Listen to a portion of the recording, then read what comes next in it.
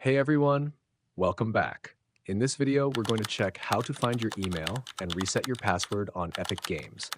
If you're new here, make sure to hit the subscribe button for more helpful tutorials. I'll show you the steps in a simple way. Let's get started. Step 1. Go to epicgames.com. If you're already signed in, click on your profile icon at the top right, then click on Account.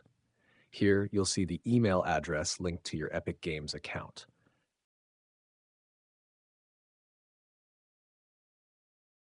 Step 2. If you're not signed in, go to epicgames.com and click Sign In. Select the option you used when creating your account, for example, Google, PlayStation, Xbox, or email. Step 3. Click on Forgot Your Password.